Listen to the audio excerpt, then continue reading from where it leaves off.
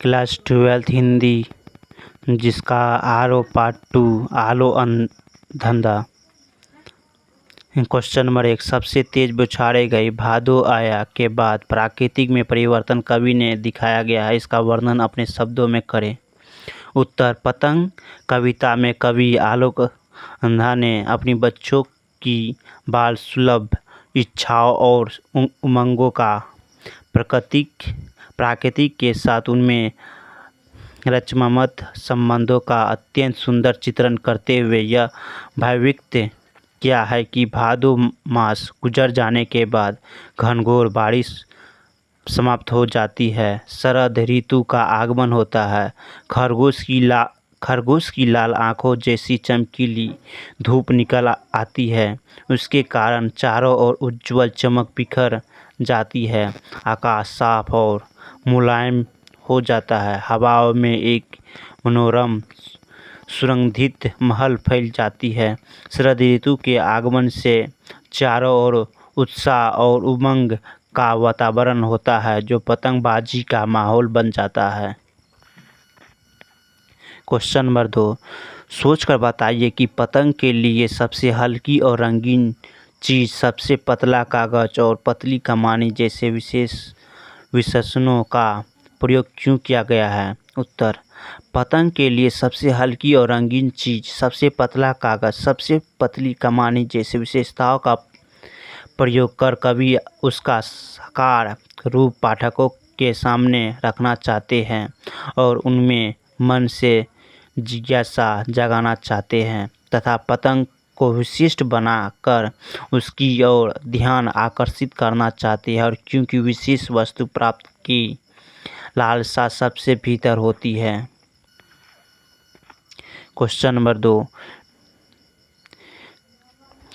3, सबसे तेज बौछारें गई भादो आया सवेरा व खरगोश की आंखें जैसी लाल सवेरा, शरद आया पुलों को पार करते हुए, नई साइकिल चमकीली साइकिल तेज चलाते हुए, घंटी बजाते जोर जोर से, चमकीले इशारों से बुलाते हुए और आकाश में इतना मुलायम बनाते हुए कि पतंग ऊपर उठ सके।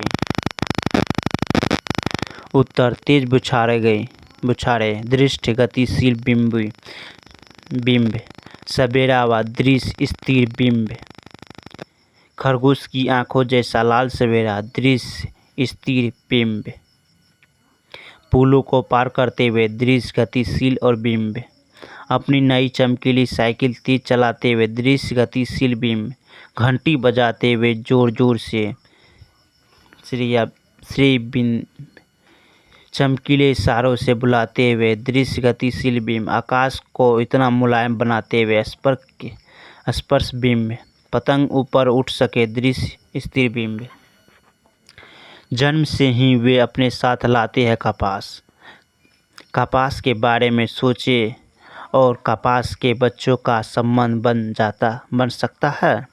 उत्तर, बच्चों के पैरों कपास की तरह नरम, मुलायम, हल्के फुल्के और चोट खाने के समर्थ होते हैं, इसलिए वे पूरे दिन नाच कूद करते रहते हैं। पतंग की ऊंचाइयों तक पहुंचाने की धुन में वे इतने मगन हो जाते हैं कि कपास जैसे मुलायम उनके तलवे जमीन की कठोरता का अनुभव नहीं कर पाते हैं। क्वेश्चन नंबर 5, पतंगों के साथ वे भी उड़ रहे हैं, बच्चों का उड़ान जैसे संबंध बनता है। उत्तर, पतंग उड़ाते समय बच्चों की रोमांचित होते हैं, जिस प्रकार पतंग आकाश में उड़ती हुई ऊंचाइयों छूती है, उसी प्रकार बच्चों भी छतों पर डोलते हैं। वे किसी की खतरे से बिल्कुल बेफिक्र होते हैं, वे संगीतमय ताल पर अपने शरीर हवा में लहराते हैं जैसे खुद वे पतंग हो गए हैं। पतंग उड़ाते उड़ाते मानो उनके छोटे सपनों को पंख लग जाते हैं। निम्नलिखित पंक्तियों को पढ़कर प्रश्न का उत्तर दीजिए।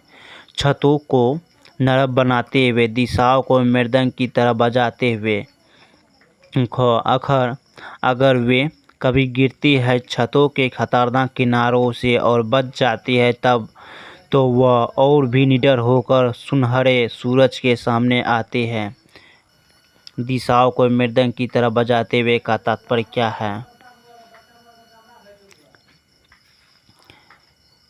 जब पतंग सामने हो तो छतों पर दौड़ते हुए क्या आपको छत कठोर लगती है? क्वेश्चन नंबर 3, तीसरा पॉइंट, खतरनाक परिस्थितियों का सामना करने के बाद आप दुनिया की चुनौतियों के सामने स्वयं को कैसा महसूस करते हैं? उत्तर एक नंबर, दिशाओं को मृदंग की बजाते हुए की तात्पर्य संगीतमय वातावरण की दृश्य से है। पतंग काटने पकड़ने के इधर उधर दौड़ते बच्चों की पदचापों को दिशाओं को गूंजते हो जाती है। उस समय उनकी आवाज़ मृदंग की तरह प्रतीक होती है। नहीं, दूसरा पॉइंट, नहीं, जब पतंग सामने हो तो छतों पर दौड़ते हुए छत कठोर नहीं लगती है। उस समय वे पकड़ने की धुन में मगन होते हैं। पॉइंट 3, खतरनाक परिस्थितियों का सामना करने के बाद दुनिया की चुनौतियों के सामने स्वयं की सक्षम महसूस करते हैं। निडरता उत्पन्न होने के आत्मविश्वास बढ़ता है। क्वेश्चन नंबर 7, आसमान में रंग बिरंगे पतंगों को देखकर आपके मन में कैसे ख्याल आते हैं? इस लिखिए। उत्तर, आसमान में रंग बिरंगे पतंग को देखकर मुझे मन में कि मैं पंछी बन स्वच्छंद नभ में उड़ता फिरूं और उड़कर क्षितिज तक पहुंच जाऊं। क्वेश्चन नंबर 8, रोमांचित शरीर और संगीत का जीवन के लक्ष्य से क्या संबंध है? उत्तर, जब हम किसी कार्य को पूरा करने में मगन हो जाते तब हमारा शरीर जैसे उस कार्य के लिए डूब जाते हैं, उसी प्रकार संगीत सुनते हुए हम उसकी लय ताल में खो जाते। इसलिए कहा गया है कि रोमांचित शरीर का संगीत। धन्यवाद।